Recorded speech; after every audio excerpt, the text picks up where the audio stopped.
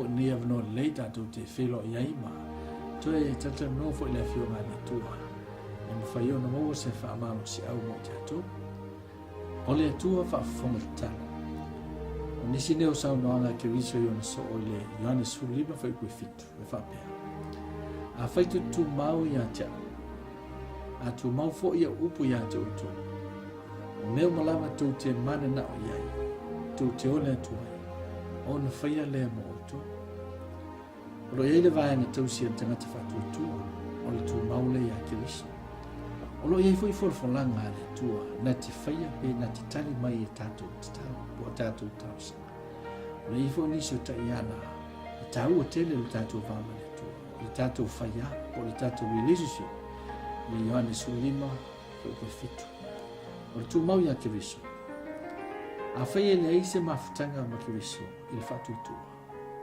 e le ifo si tu mau e nga te lea e tu mau fo upo ke viso ya tatu o wa le fa sina manga lea mo le o fo yohane sufitu fa ku fitu fa pe yesu e fa pe ina ila to ila upu mo o la o fionga o le upu mo ni lea le fo te ala no lo fa pe o le pula authority yohane sufa fa ku su to me sufa o me o mo fo i to te ole atua i lo o te whaia lava ina ia vi i aile te maa ono le atali.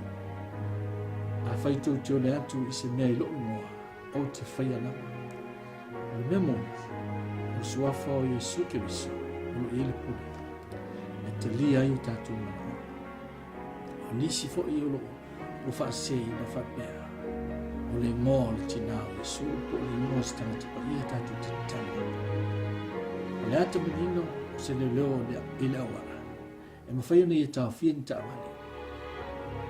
E le ono sona maros. A o le pule wa tuina i e le mano. E whaatino ino ni tuti. O i tātou o te ua whanau le tua o ia ti tātou le pule. O mai e ke riso, tātou te talo ai i lona suafa. O le te iara tonu, o le fina ngalo le tua, o le te mai nui. A whaita tu talo e o matusa ma le fina ngalo le tua. E whaafonga mai mo moi ane lima whaipu sufa. A whaita atu te ole atu i se mea tusa ma lona fina ngalo. E whaafonga mai o ia ia te tatu. Ole te iala whaa. Ole whaatutu. Ta ua tele o tatu whaatutu. Ia tatu talo po tatu talo sanga e whai eso. Ma te rusu tasi whaibulu sundu. Mea ma fo i tau te ole mai il talo o iaili whaatutu. E moa lawe oto, e tau o tele il tangata, e teimi te talo ai, le whatuatua ma le te tonu le tua. O mawhoi o le tua na te au maia le tali. O le whatuatua o le mauti noa o le me moni, o wheta lainga ke riso i lantu spei.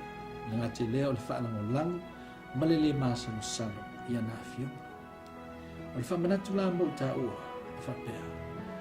Te tau o ne ili ta whaia, ta relationship ma le tua. Ia ta ua foi le pule mai le tua. E ta te talo ai le suafo Yesu. Nanga te le i o ngatasi e ta talo sanga ma ta talo ma le fina ngalo pa i o le tua.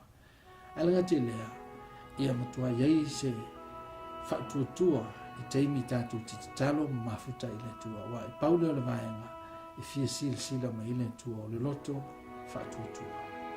Ia o nal so soani mo tatu. E tele anisi e fo io o fisosani o pau io men fai un tatu tata no e monite e te tono la fisosani lau e o teimi te talo ma teimi te mafuta i le tua a wa o le tua e whaafonga mai e tatu talo a i e whaamanuia lama le tua e lau whaafonga mai so i fua o no Yesu Kiriso